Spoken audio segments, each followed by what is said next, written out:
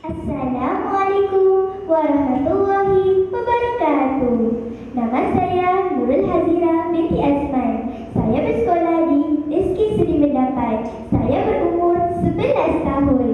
Pada pagi ini saya akan menceritakan sebuah kisah yang bertajuk Puteri Gunung Ledang. Pada zaman Kesultanan Melaka, terdapat sebuah kampung di kaki Gunung Ledang. Di kampung itu mengalir sebatang sungai yang jernih airnya. Pada suatu hari, Sultan Mahmud pergi keluar memburu di kawasan itu. Dia selepas beberapa ketika, Baginda meninggalkan orang-orangnya. Baginda berjalan seorang diri sambil menikmati keindahan alam di sekelilingnya. Tiba-tiba, Baginda ternampak seorang wanita jelita di tepi sungai. Wanita itu sedang memetik bunga. Dia terpandang Sultan Melaka sambil tersenyum manis. Sultan Melaka terpesona dengan senyuman itu, lalu bergegas ke tepi sungai. Tetapi belum sempat Sultan sampai, wanita itu telah menghilangkan diri. Baginda mencari di serata tempat, namun tidak ketemui. Baginda pulang ke istana dengan perasaan hampa. Pada malam itu, Baginda tidak dapat tidur nyenyak kerana asyik terkenang wanita itu. Pada keesokannya, Baginda memanggil para pembesar untuk menghadap. Sekalian para pembesar datang menghadap, Baginda menceritakan tujuan tersebut dan menceritakan apa yang dilihat di tepi sungai semalam. Bendahara memberitahu bahawa Baginda terserempak dengan Puteri Gunung Ledang yang bersemayam di kawasan itu. Baginda menceritakan kejelitaan Puteri Gunung Ledang kepada Sultan. Sultan tertarik mendengar cerita itu, lalu merintahkan bendahara mengatur rombongan ke Gunung Ledang. Hantaran Pak Puteri Gunung Ledang mestilah paling istimewa. Antara yang disediakan ialah kain songket yang ditenun emas dan barang kemas yang bertambahkan bintang permata. Sedang bendahara mengatur rombongan itu, tiba-tiba bendahara datangi mimpi yang aneh. Di dalam mimpi itu, badan Sultan penuh bulu-muran darah.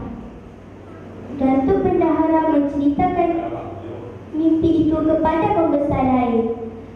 Beberapa hari kemudian, setelah segala persiapan diaturkan, rombongan pemenangan itu telah bersedia untuk bertolak ke Gunung Ledang.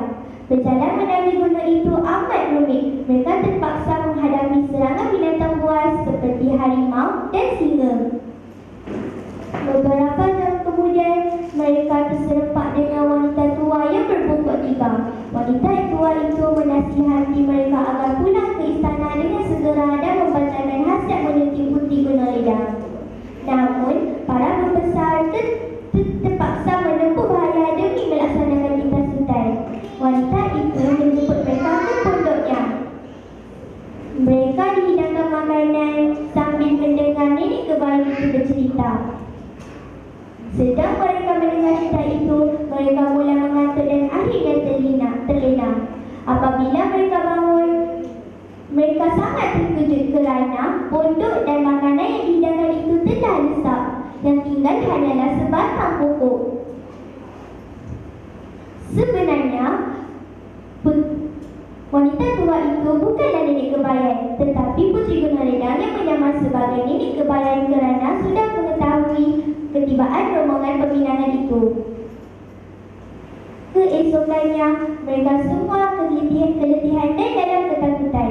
Tun Mamak menawarkan diri untuk pergi bersendirian. Beberapa hari kemudian, Tun Mamat sampai di sebuah taman bunga. Bau di sekelilingnya tersekam indah.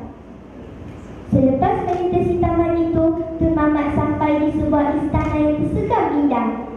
Awal di sana terapung sana sini.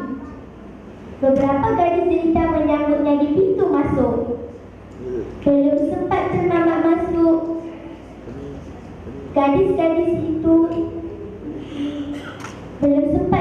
masuk, pukulan gendang dan serunan ditiup.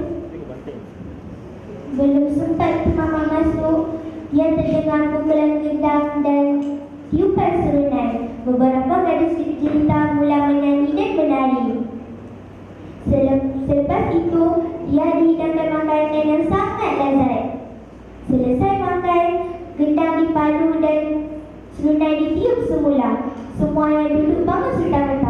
Puteri Gunawlidah akhirnya pun muncul.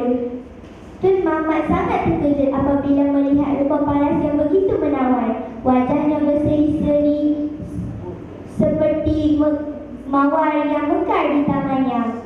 Tun Mamat menyampaikan hasrat Sultan Melaka. Tun Mamat menyampaikan hasrat Sultan Melaka yang mahu meminang Puteri Gunawlidah. Puteri Gunawlidah mengangguk.